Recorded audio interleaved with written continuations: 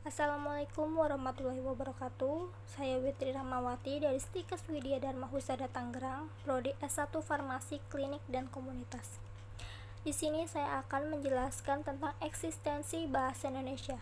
Saya akan menjelaskan terlebih dahulu sejarah bahasa Indonesia. Bahasa Indonesia berawal dari Sumpah Pemuda tanggal 28 Oktober 1928.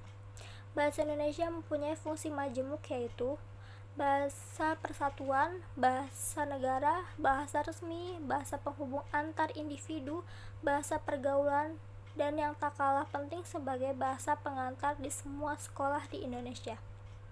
Bahasa kita yang dinamai bahasa Indonesia berasal dari bahasa Melayu, yaitu salah satu bahasa daerah di bumi Nusantara ini.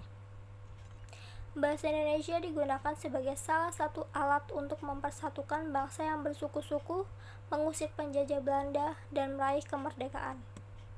Ada 4 faktor yang menyebabkan bahasa Melayu diangkat menjadi bahasa Indonesia, yaitu pertama, bahasa Melayu sudah merupakan lingua franca atau bahasa pengantar di Indonesia, bahasa perhubungan, dan bahasa perdagangan.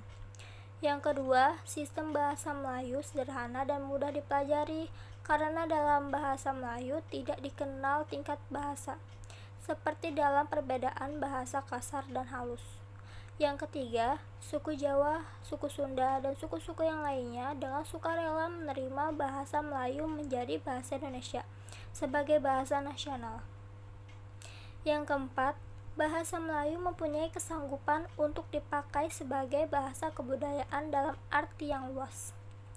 Ada 3 periode peristiwa penting yang berkaitan dengan lahirnya bahasa Indonesia. Yang pertama, periode sebelum Sumpah Pemuda tahun 1928. Yang kedua, periode Sumpah Pemuda tahun 1928 sampai Proklamasi Kemerdekaan Republik Indonesia tahun 1945. Yang ketiga, periode Proklamasi Kemerdekaan Republik Indonesia tahun 1945 sampai sekarang.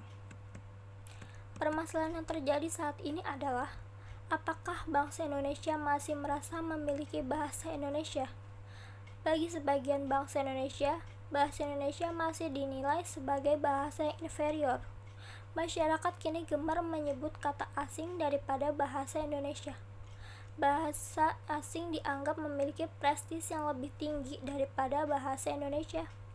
Hal ini tampak pada pemakaian kata atau istilah asing yang berarti tidak memiliki kebanggaan terhadap bahasa Indonesia dan tidak mencari tahu kata atau istilah yang berasal dari bahasa Indonesia atau dari bahasa serumpun. Timbulnya gejala bahasa pergaulan, terutama di kalangan muda, dalam masyarakat urban yang rentan terhadap era globalisasi merupakan fenomena yang dapat kita pahami. Namun, kalau kecerobohan dalam penerapan bahasa Indonesia juga menyelip di media, biasanya di media elektronik yang dampak jangkauannya lebih mendalam dan meluas dibandingkan dengan media cetak, maka kekhawatiran kita terhadap masa depan bahasa Indonesia bukanlah berlebihan. Untuk mempersatukan jati diri bangsa Indonesia, tidak sedikit pengorbanan tenaga dan biaya. Bentuk pengorbanan ini antara lain berupa penelitian-penelitian terhadap bahasa daerah. Hasil penelitian bahasa daerah ini berguna untuk pengembangan bahasa nasional.